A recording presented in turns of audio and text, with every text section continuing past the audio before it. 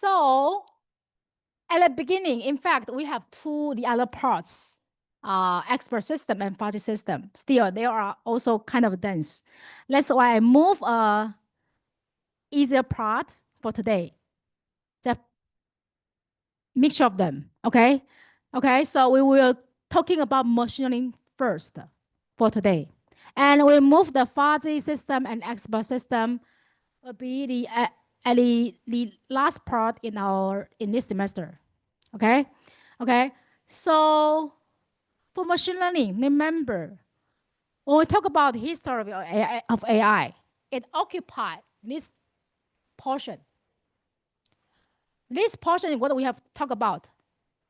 The genetic algorithm, the simulated annealing, and so many different searching algorithms. We haven't talked about learning. And we also mentioned that genetic algorithm, one of its advantages is that we don't need large volume of data. That is not learned from data. But since from today, we talk about we can learn from data, learn from experience. That is one particular category belongs to artificial intelligence. Okay? Okay? So today we have we get started from simple one, linear regression and linear classification. So what is learning? Whenever we talk about one thing, one algorithm, we get started from what it is, and then why do we need it, and how do we do it, right? So what is learning? What is learning? Remember, we talk about history. We also talk about that AI, in fact, is a mixture of different categories, different disciplines. So machine learning involve computer science, CS students. They can build systems, right? Can build machine learning systems, learning systems. Statistical students and mathematicians, they can prove with theory. And then engineering people can apply these machine learning algorithms. So even though if you say, I'm working on machine learning, usually if you look at the entire community, some researchers they're working on systems, how to utilize, for example, distributed algorithm to utilize so many different computation resources across different regions. For example, so like the current large language models, some of researchers they're working on build distributed system that they can utilize the computation resources, the GPUs, the clusters across different regions. For example, like our PolyU, if we have the computational center, data center, and like in Beijing, different university, probably they have the computation resources there. So how do we utilize these computation resources in different regions? This one critical research problem these days. Okay, there's some called computational network. Okay, so this is one thing. And for mathematics, whenever we talk about machine learning, how do we prove that it works? Just like what do we talk about genetic algorithms? We talk about the procedure, the algorithm. And we also talk about the schema theorem. Okay, this is so that's why we say machine learning basically they involve these different disciplines and also application. Like right now, the current interdisciplinary research, AI for physics, AI for chemistry, we can adopt these AI algorithms, machine learning algorithms in different domains. All right? And let's take a look at a more formal definition. What does that mean? A computer program is set to learn from experience E with respect to some class of tasks T and a performance measure P if this performance at tasks in T as measured by P improves with experience E. So what's that? We talk about machine learning. We want to learn from what? Learn from what? Data. This is what we call experience. Basically, data is experience, the patterns. And the tasks, we want to image recognition. we want to do image generation, generate image, generate text. This is what we call generative AI. This is tasks. And how do we know this particular model works well, good enough? We will need a performance measurement. If you are doing regression, you predict this real number.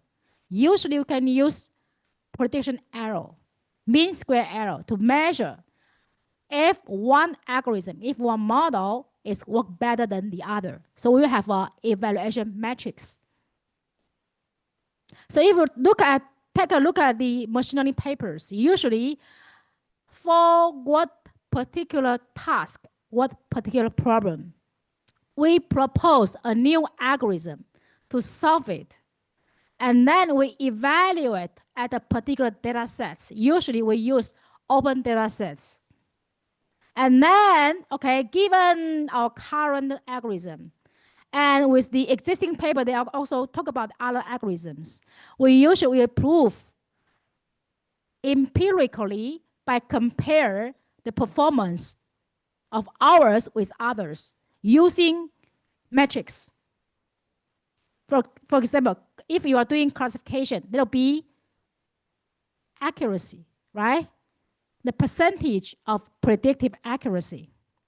And if you're doing regression, then there will be predicted error, mean square error.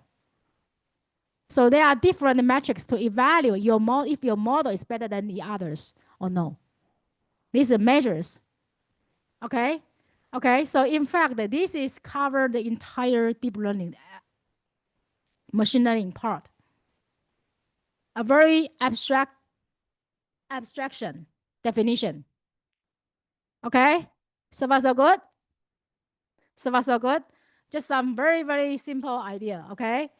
And then we know what is machine learning? Why do we need machine learning?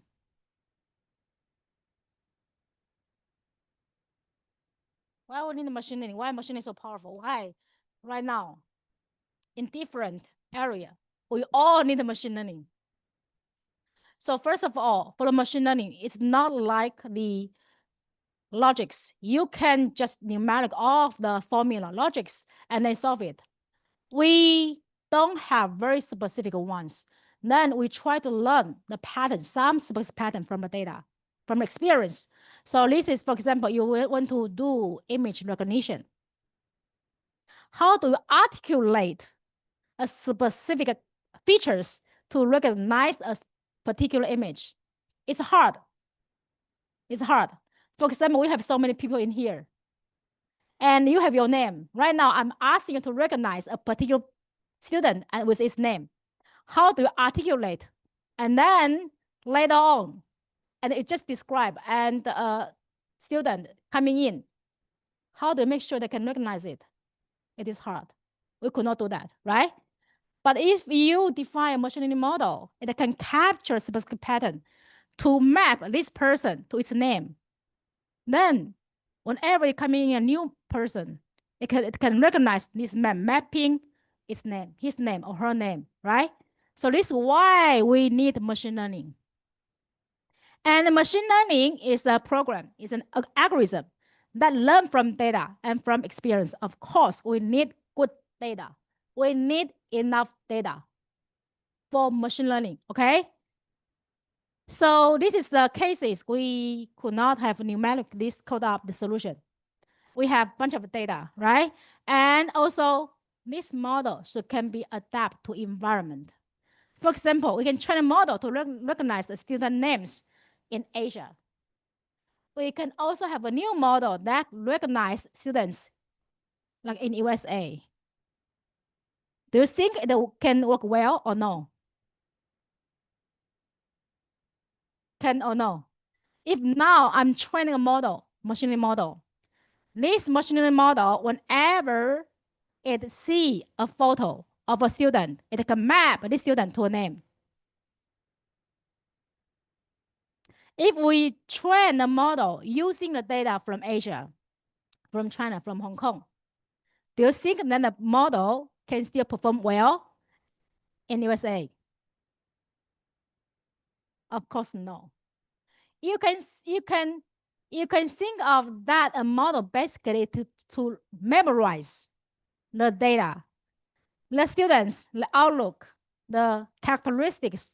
Basically, they are different from the students in the USA. So definitely, it could not work well in different regions. So this is one hot topic, generalizability of machine learning.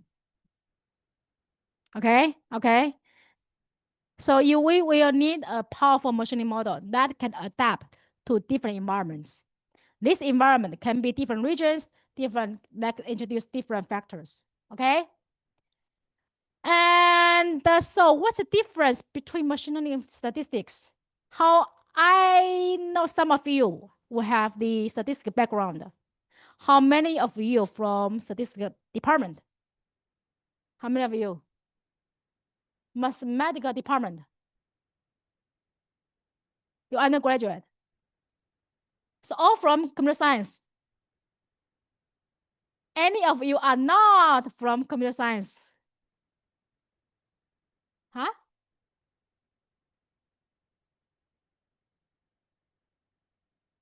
So silent.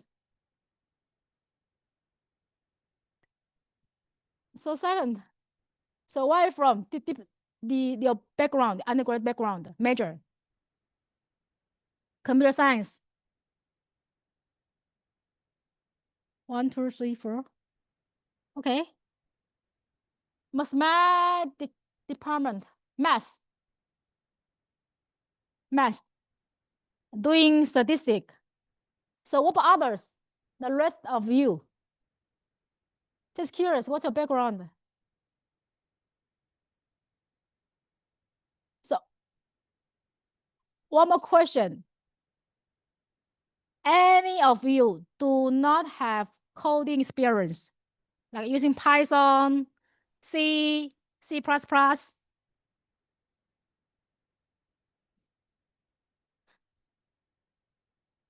Raise your hand. You don't have any coding experience. Raise your hand if you have coding experience. Okay. Good. Okay. Because our assignment, we have some coding problem. So make sure you have the coding experience. Otherwise, it'll be difficult. Okay. So both stats and machine learning, they want to extract pattern from data. They want to do analyze. They also rely on calculus probability, also to have some optimization. And but the stats, they put more emphasis on understanding the data itself. That's it, and to inference. They usually answer the question, why did this happen? And how confident are we? But machine learning, they more on focus on autonomous agents that can help you make a decision, predict something, right? This is usually machine learning want to do. We want to do prediction, all right? And our target is to want to build autonomous agents. This is machine learning.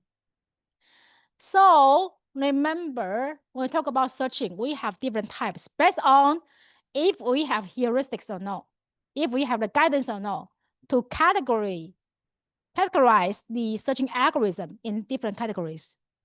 What about machine learning? We also based on if we have supervision signal or no. We can class this machine learning algorithm into supervised learning. If we have labels. Unsupervised learning, if we do not have supervised signal. And the other type is reinforced learning, the learning system that interacts with the world to maximize a particular reward. So let's take a look specific examples. Okay, simple examples. So we're given a basket of fruits and it contains different types of fruits. We have grape, we have pear, we have orange, we have banana.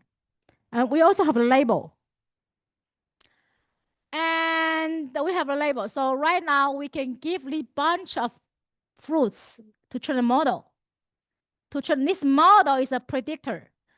And we basically want to know, okay, this fruit corresponding to its label. Okay, so this is supervised learning. For price prediction, given a particular features, you want to predict the price. Still, you're given label first. We have input feature and output information together. We want to train a model that can map them together. And unsupervised learning, as the name implied, we don't have labels in here. Still, we are given a basket of fruits. And we know they are look like the different in shape, in color. But we don't have the labels. We have no idea what's the name of this particular category. But the model itself can extract the pattern from the data. The same color, we just classify into the same type, with same color, with the same shape. This is the unsupervised learning. Usually we're using it to do clustering. This is one thing, okay?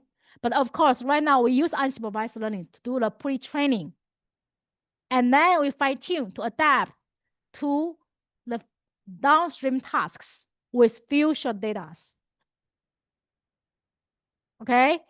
And all like topic discovery, given a bunch of different articles, given each article contains some words, some keywords, semantic, you can also extract the pattern of a particular article and categorize these articles into different topics. Okay, so this is unsupervised learning. And reinforcement learning. Remember that we communicate with the environment. And then we're doing some action. We need to have that reverse. In this part, we will invite a guest lecture. Okay, and we also talk about how reinforcement learning be utilized in current large language models. How to do fine-tuning. Usually, we just guide the model towards the reverse. If that is a good action, we just give a good reverse to the model. Okay, so this is the basic idea. Okay, so far so good. So far so good. And so we will get started from a very simple linear regression and linear models. And then we will get to how does these linear models go down to the optimization. Instead of using searching algorithm, instead of using genetic algorithm, we will use a particular category of optimization algorithms. I mentioned this several times. When we are doing deep learning, we usually use this gradient descent, use gradients to guide us to train, to get the parameters of the model. Okay? Of course, in here, we get started from a simple one. Make sure we can use some very, very toy example to illustrate the basic idea. We get started from the linear models. Then we can push forward to non-linear models. And then we get further into the neurons. Okay? Okay? So, linear regression. In here, linear regression, we want to map the input feature X. This is our input. And for regression, the output is a real number. This is a real number. We also call it is response. This feature can be one dimension, two dimension, and multiple dimension. For example, image. How many dimensions we can have? Image.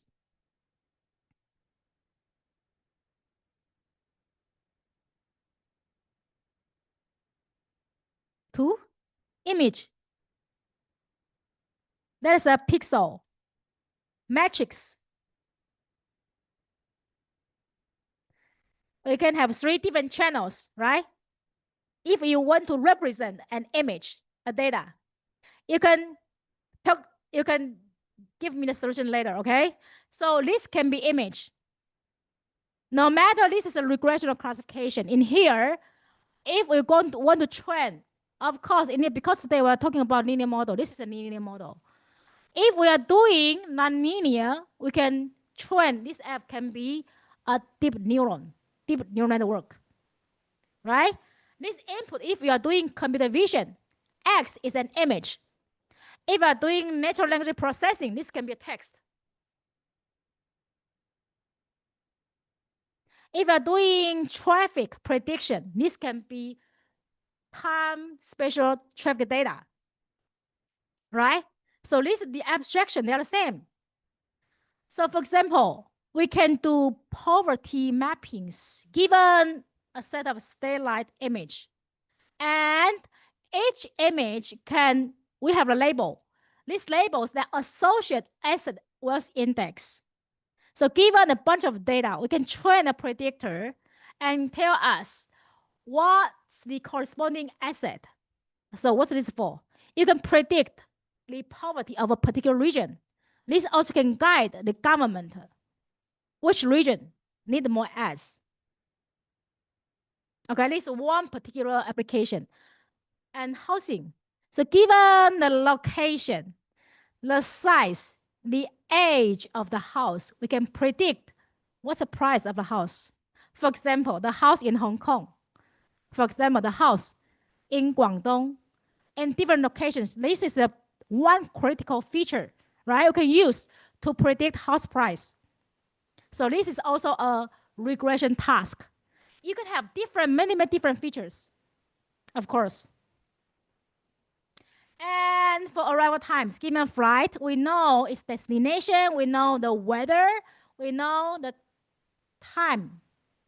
And then I'm asking you to predict the time of arrival. For example, like these days, if we have typhoon, right? So given these different features, you can design a predictor to help you to predict what's the time of arrival. So here, how many of you heard about Kaggle? Kaggle. 1, 2, 3, a few of you. So Kaggle in here, they have lots of different data sets. Let me show you.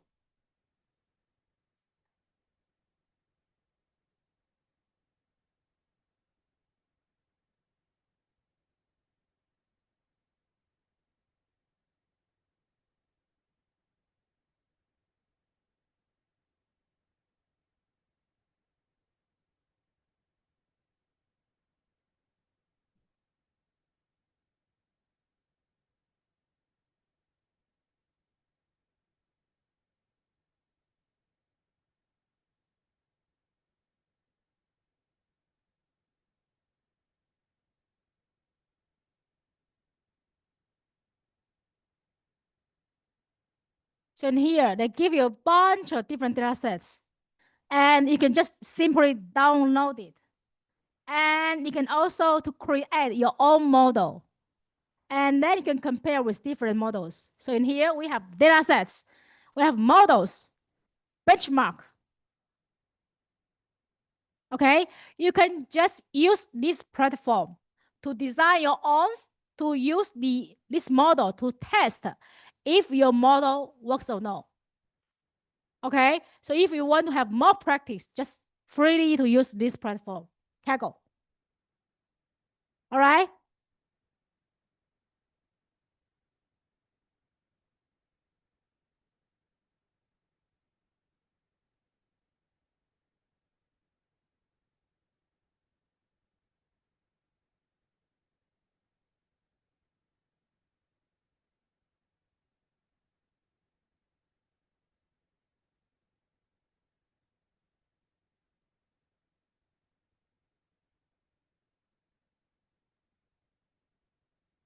So we just now talk about regression, and you can also have classification. If the output is a category, is a discrete number, then that is a classification. Of course, in here, we always starting from the simple one. In here, talk about binary classification. Of course, it can be generalized to multiple category. Okay, for example, the fruits there we have grape, we have apple, we have banana, we have a bunch of different categories. So in here, you can encode different numbers to represent each category. So this is a classification. Main difference is that this is a category number, discrete number. But for regression, that is a continuous number, real number, okay? And then this X can also different data representations. Can be a matrix represent an image. Can be a sequence number represent a text, right? And also classification tasks. We can see different applications. For example, given a set of credit card transaction, where you do a transaction, what you purchase, the pattern, you can predict if this credit transaction is a fraud or no. This is a binary classification task. And for toxic comments, for example, online social network like Weibo, Twitter, you can analyze each particular post and tell if this post is a negative or positive post.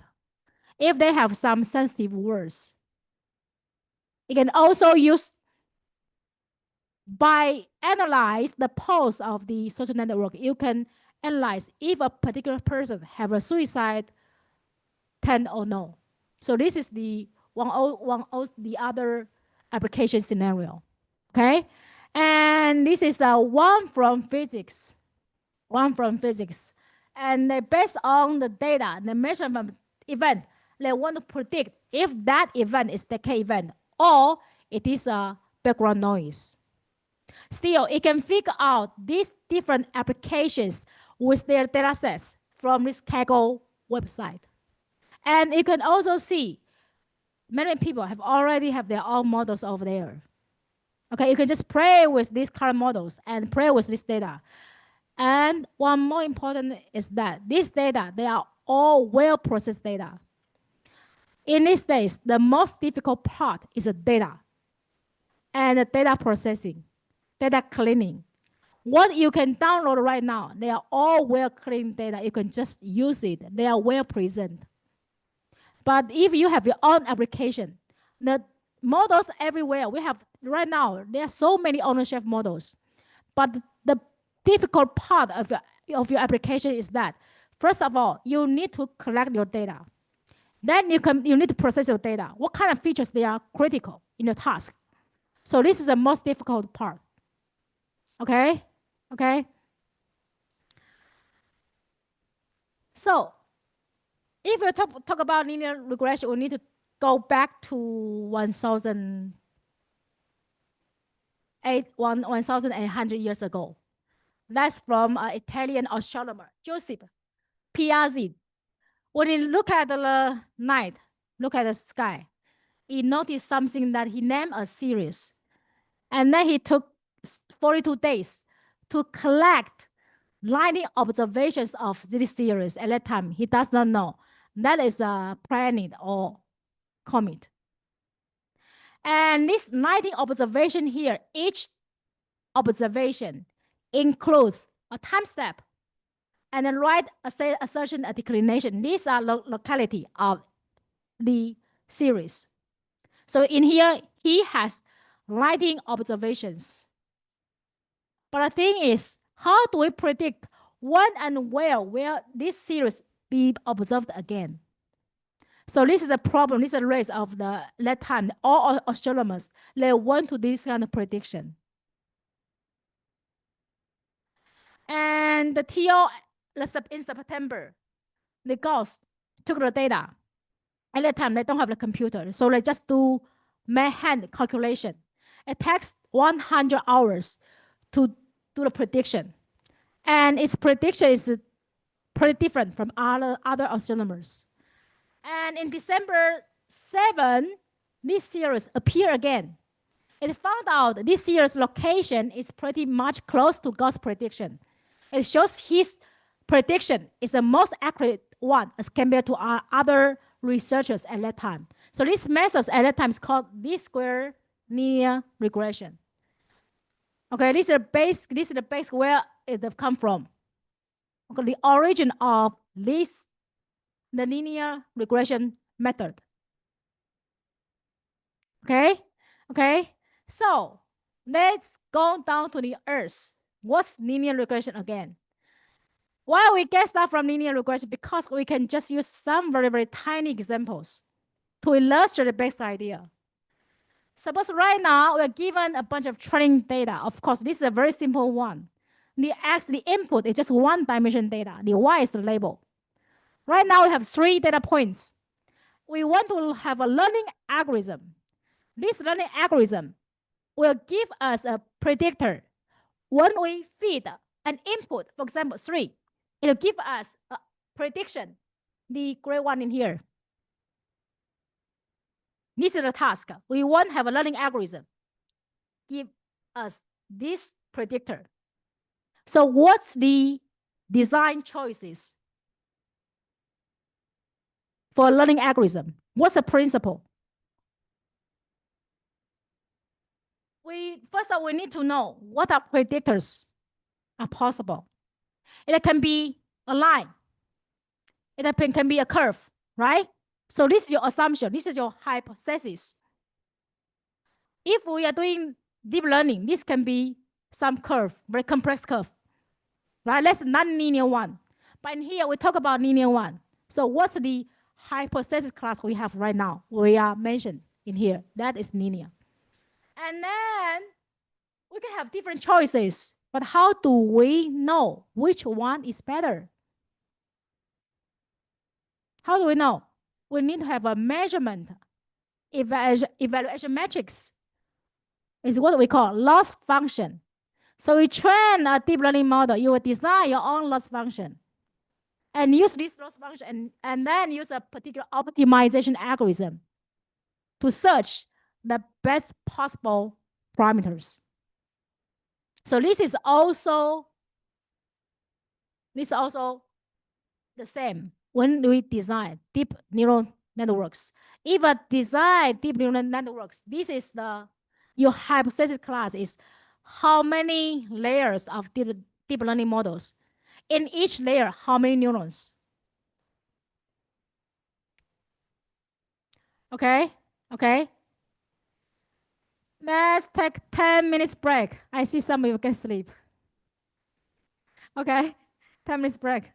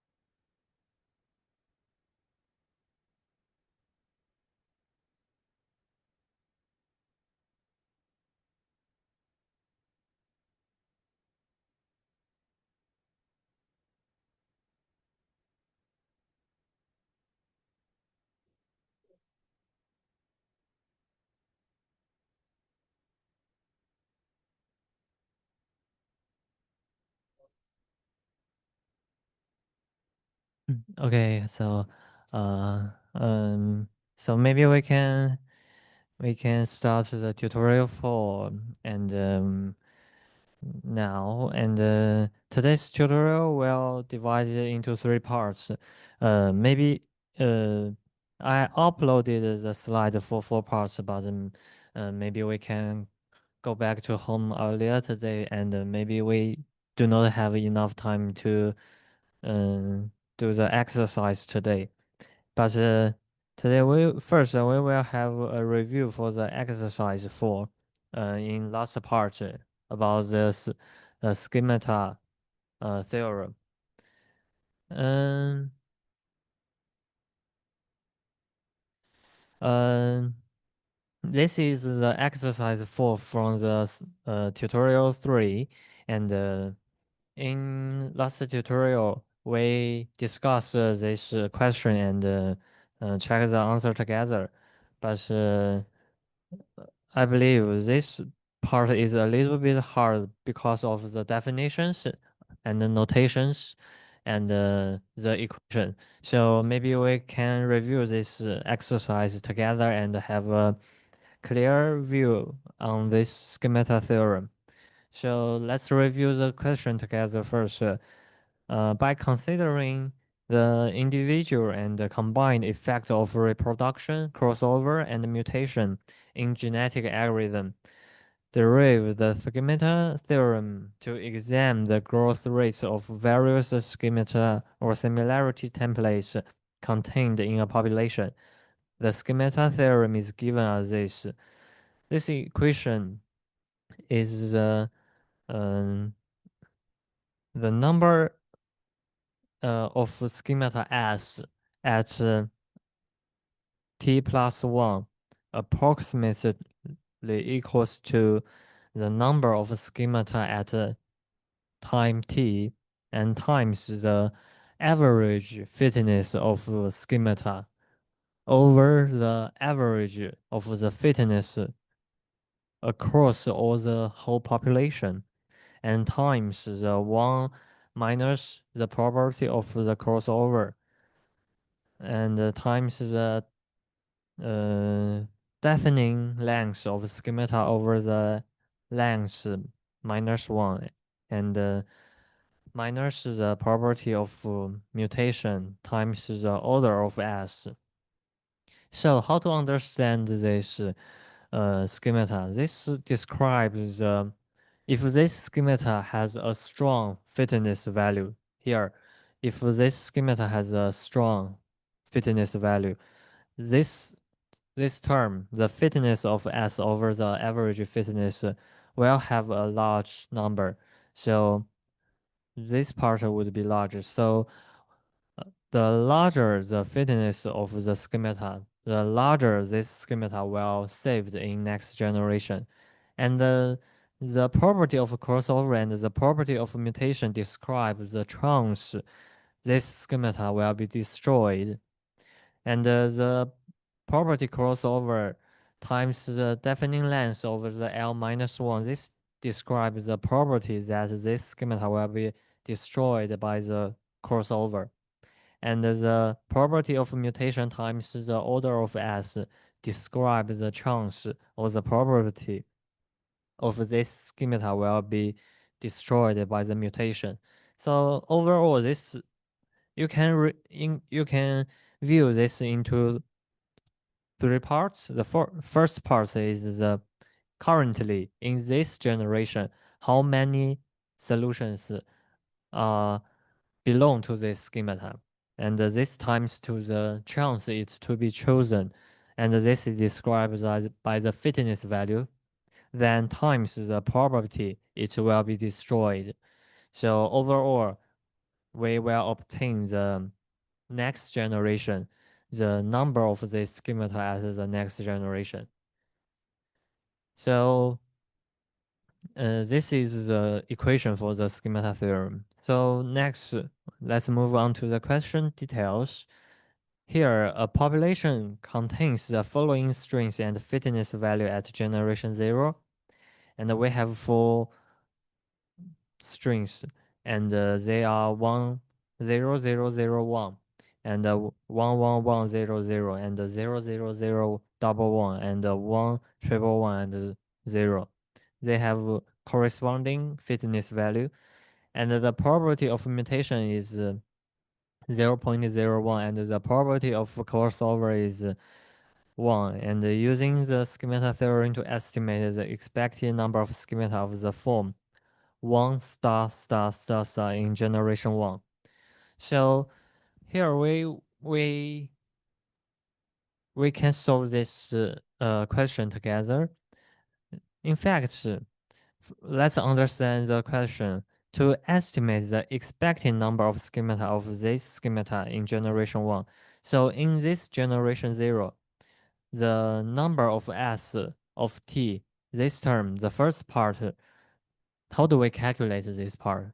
First, we need to find that strings that belong to this schemata. So this schemata is 1 star star star star.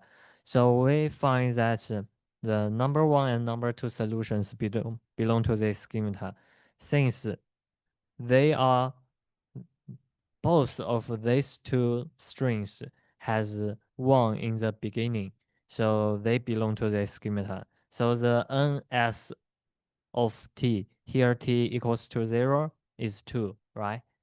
So next, we calculate the fitness of S. This, what does this mean? This means the schemata, the fitness value of the schemata. But for this schemata, 1 star star star, we cannot evaluate, we cannot get its fitness value. But we can estimate the fitness of this by average the fitness of strings that belong to this schemata.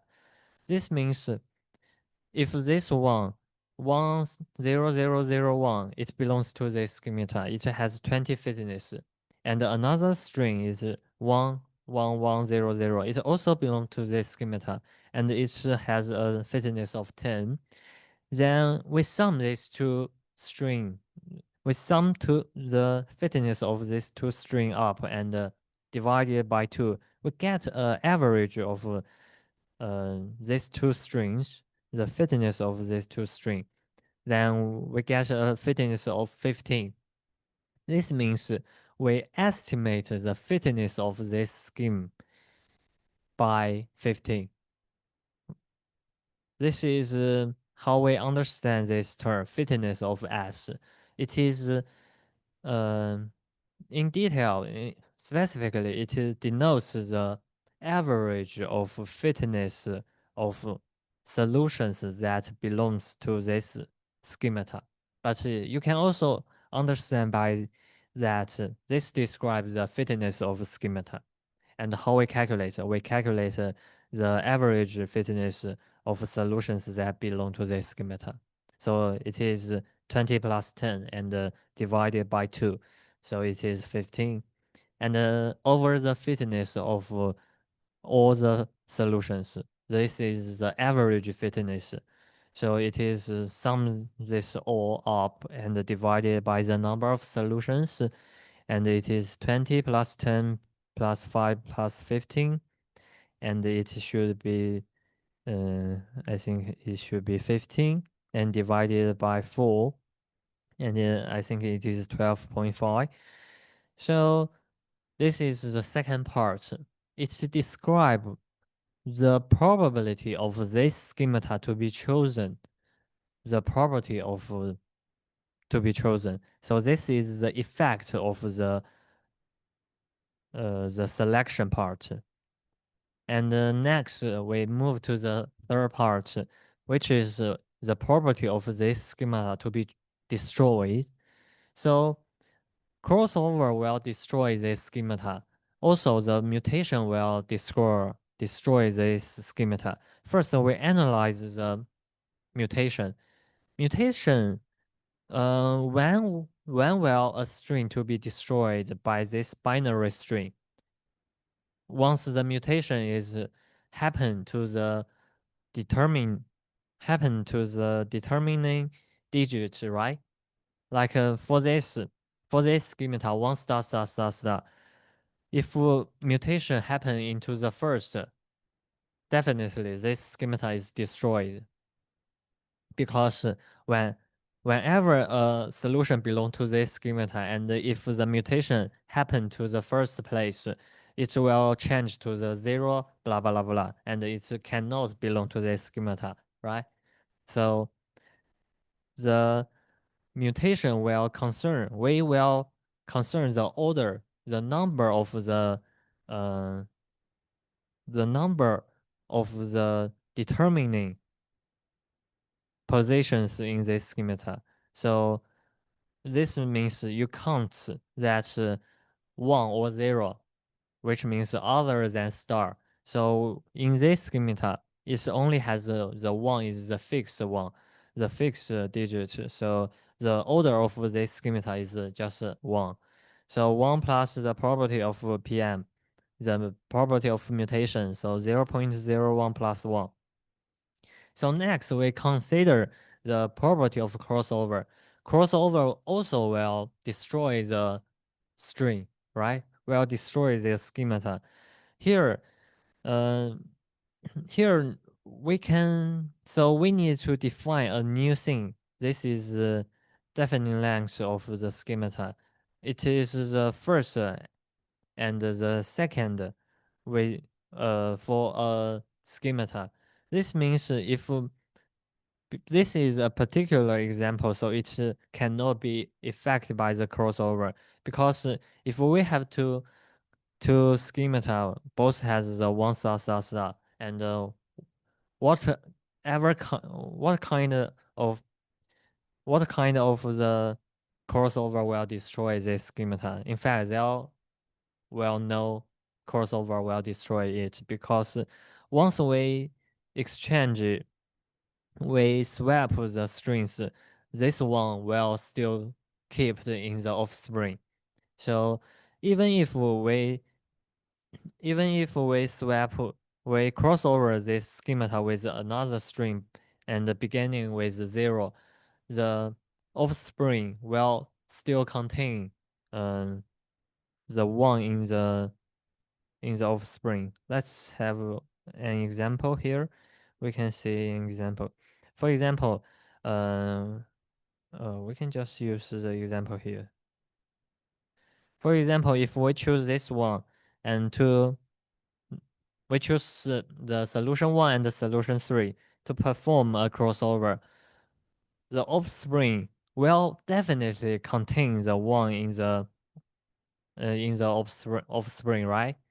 So the crossover will not destroy this schemata, but other schemata, for example, if we define a schemata as a 1, 1, 1, and star.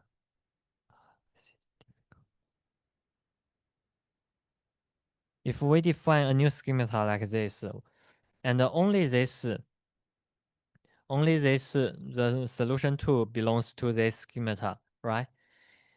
And if we cross over this solution with any other solution, it will have chance to destroy this schemata. For example, if we cross over the solution 2 and the solution 3, and if the crossover point happens to here, this schemata will remain, right?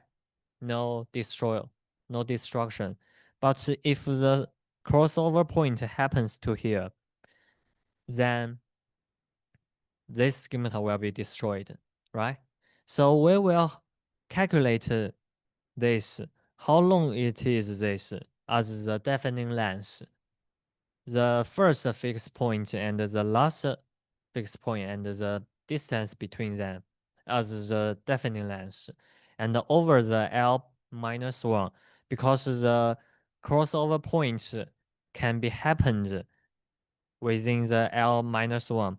Here we have 5 digits, and the crossover point can be happened in here, here, here, and here in 4 points. So it is L minus 1. So this is the property of crossover that will destroy this schemata.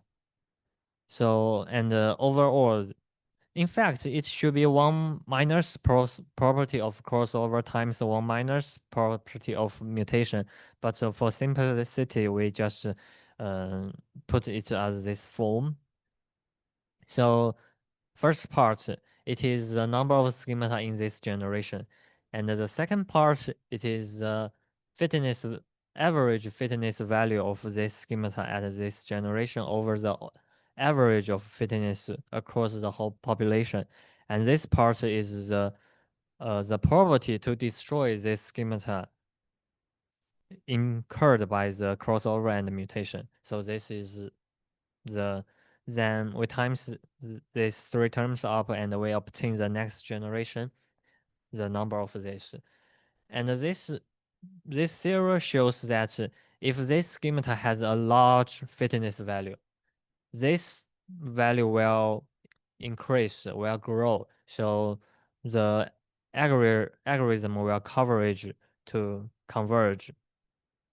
So if we understand this theorem and we understand the notation for the defining length and L and the order, so we can calculate as this. So the number of this schemata as generation 0, we have shown it is the first one and the second one, so we have 2. And for this schemata, the defining length is 0 because no points will destroy this. For this schemata, if we perform any kind of crossover, will not destroy this schemata. So the defining length is 0. And the order is 1 because it only have one fixed point. And if we perform one mutation here, it will destroy this. So the order of S is 1. And the fitness of S, we do not know it, but we can average the strings that belong to this. And it is 20 plus 10 and over 2 is 15. And the average of fitness value is 15 over 4. And this is the answer. So that's a detailed explanation of the exercise 4. Any questions? Okay, I hope this time this would be more clear for you. And if you have any question, you can contact me also. Okay, so if we have no question, we can continue.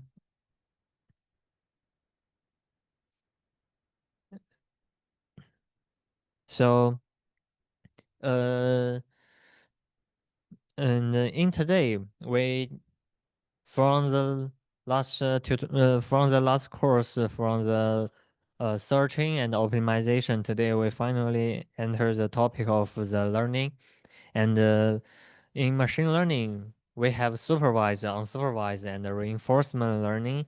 And basically, we have two major tasks and the linear regression and the classification.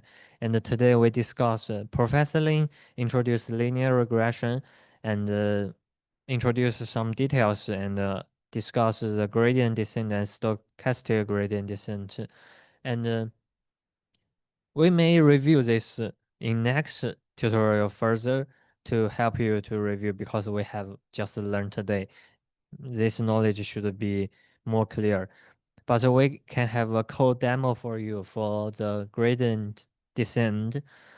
Here, I will upload the code to the Blackboard later, but before you run the code, you need to, maybe you have to uh, prepare some environment for running this code. And here we use, I use the Conda and the Jupyter Lab and several necessary kits here. And maybe we can show the code.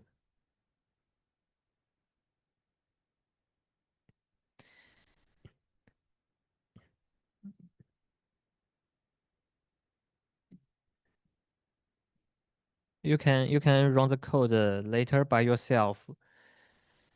And this code is about the gradient descent, and we will uh, examine how some parameters will affect the performance of the gradient descent. And here is the gradient descent algorithm. It is quite simple, right? Here the function receives the gradient start point and the learning rate, number of iteration and the tolerance, and we just uh, use the we just start the iteration by the gradient descent the equation, the negative learning rate times the gradient of the vector, and the vector is the start point. So, and if the tolerance is satisfied, it will break the iteration and return the vector and the gradient. And if not, we will continue to search. And here is how we draw the figure. And we run this to equate to, and here we have a very simple uh, example, a very toy example. It is x squared, and with a very uh, minor calculation, we can get it differentiate function, which is 2 times x, right? The x squared and differentiate it is 2 times x.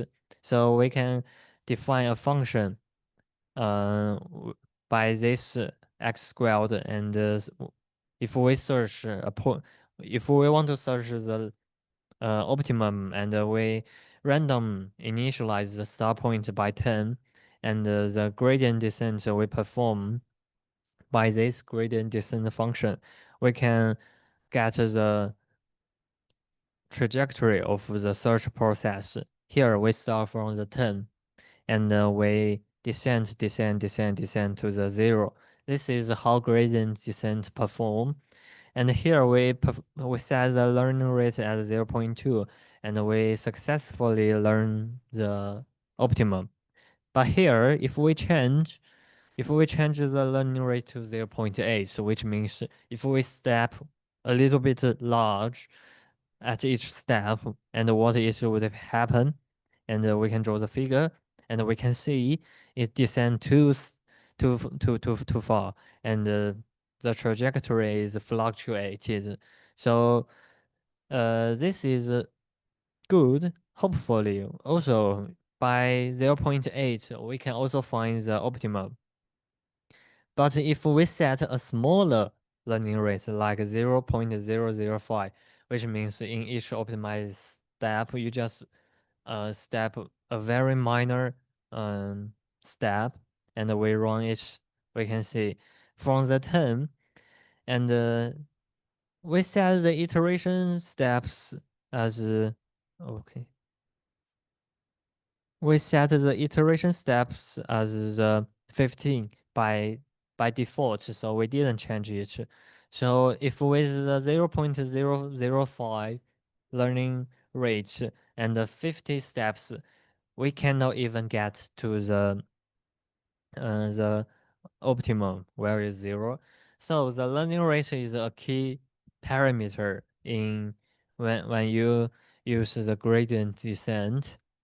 So this is how learning rate affects the gradient descent algorithm. So the next is here we consider a complicated equation. The x squared is too easy. We can even find out the optimum by intuition. So here we define a new equation or function, which is x power to 4 minus 5 times x squared and minus 3 times x. And its differentiation function is also easy. 4 times x power to 3 minus 10 times x and minus 3. So if here we run by default, so we run 50 steps and with 0.2 learning rate, and we draw the trajectory, and we can find it cannot get to the optimum. So this is the problem of the gradient descent. So or it can see this is a very common drawback of many optimization algorithm, the local optimum. It's can be easily falling into the local optimum. So beyond the gradient descent, also we have the stochastic gradient descent.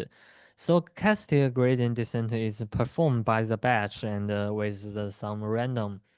It is, in fact, it is quite simple, but you need to change your idea from the single data optimization to the batch optimization, and the difference between is the here we have a number of the random numbers and we have a data set, and also the data set is random, so we can use the SGD to optimize this.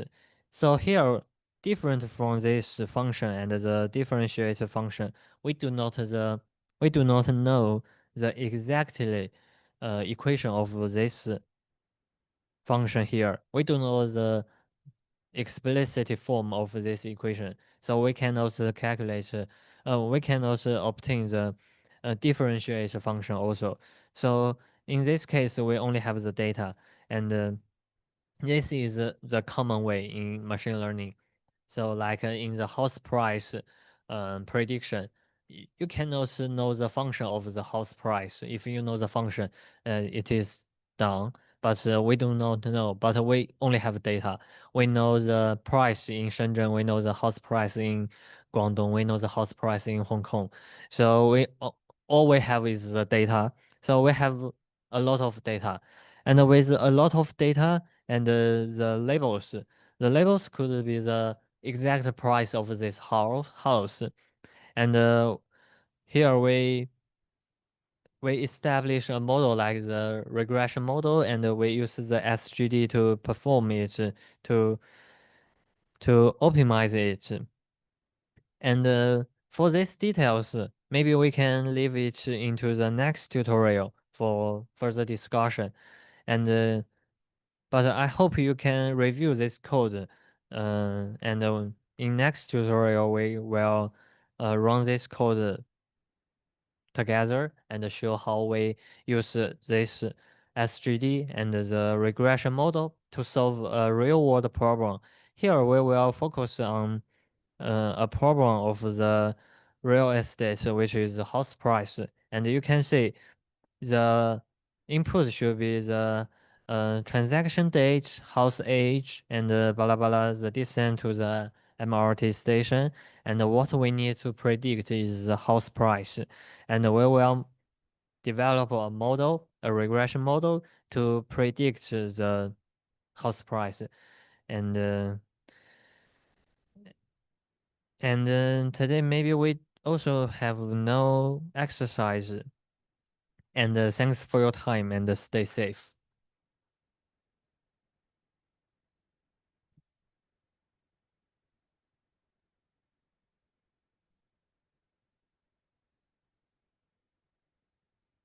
So we'll stop here, okay?